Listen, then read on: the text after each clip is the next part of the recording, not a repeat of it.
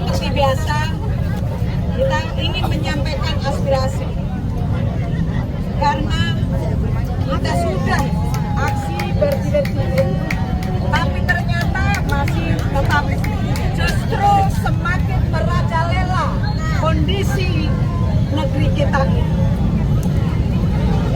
Apalagi belum lama ini adalah undang-undang tapera yang baru disahkan. Selain tapera yang sebelumnya ada Asabri, ada Askes dan yang lain-lain, itu juga belum terungkap kasusnya. Ada BLBI, ada BCA dan yang lain-lain. Ada juga kasus timah yang 271 P dan yang lain-lain. Ini sebenarnya kita ingin menyampaikan kepada seluruh rakyat Indonesia agar mereka sama-sama memahami kenapa kaum mak-mak hari ini datang di tempat ini bukan hanya sekedar gagah-gagahan, tapi kami ini ingin menyampaikan aspirasi ini. Kenapa? Kami yang sudah tua renta ini masih ingin menyampaikan, masih mengkritik pemerintah. Bukan tidak ada alasan, karena kami ingin memberikan fondasi terhadap anak cucu kita nantinya. Apalagi kaum buruh hari ini sangat menderita, lapangan kerja sudah tidak ada. Yang dijanjikan Presiden Jokowi 10 juta, mana janjinya, omong kosong. Baru 3 orang yang diselesaikan, itu pun keluarganya sendiri. Betul tidak? Ini baru keluarganya sendiri. Dan ada adik ipar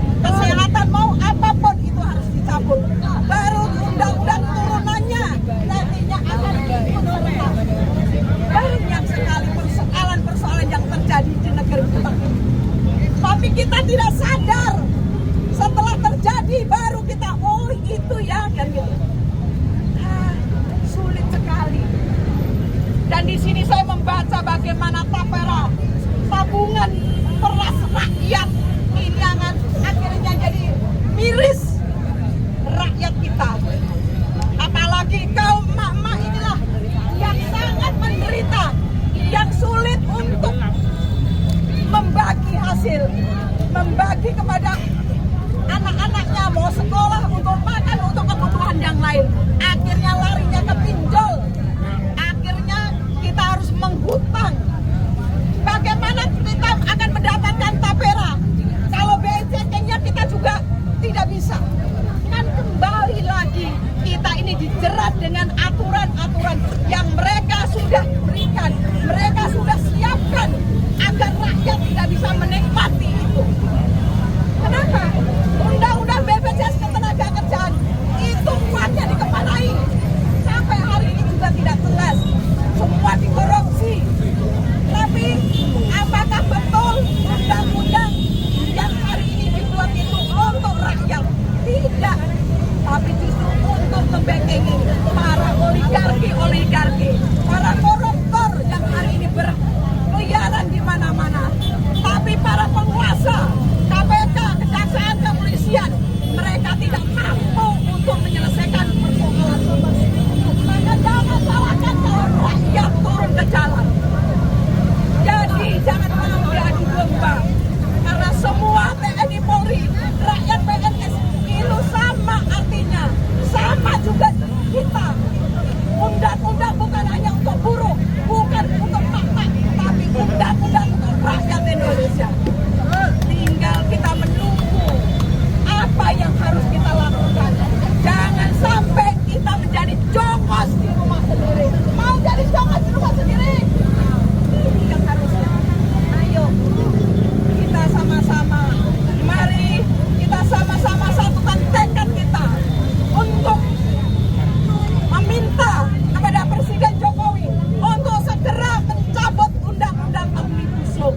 Apabila Presiden Jokowi tidak juga mau untuk mencabut itu, lebih baik mundur atau dilengsarkan. Sepakat teman-teman? Semangat dilengsarkan. Inilah yang harusnya kita sama-sama. Tidak perlulah kita berbaku hantam, tapi mari kita sama-sama mencari solusi. Kita samakan persepsi kita, tapi sesama anak bangsa jangan saling baku hantam. Kita hanya ditertawakan oleh orang asing, oleh oligarki, tapi rakyat kita ini memang mau diadu domba. Marilah mulai hari ini kita harus menyatukan tekad kita untuk memberantas korupsi dan kolusi. Ini yang harusnya, bahwa 26 tahun reformasi itu adalah cita-citanya menghapus KKN. Tapi justru hari ini KKN adalah merajalela di negeri kita. Tapi bagaimanapun, mari kita sama-sama hari ini kita hadir, walaupun beberapa orang, tapi kita harus konsisten, kita harus tunjukkan, dan kita harus terus-menerus untuk menyuarakan ini. Tidak ada yang tidak akan terjadi, pasti akan ada terjadi untuk suatu saat apabila kita mau, apabila kita konsisten untuk berjuang, bukan berjuang untuk pribadi, tapi berjuang untuk anak cucu kita bersama, untuk rakyat Indonesia. Saya rasa itu aja. Terima kasih. Hidup rakyat! Hidup rakyat Indonesia yang melawan! Oke, terima kasih. Wassalamualaikum.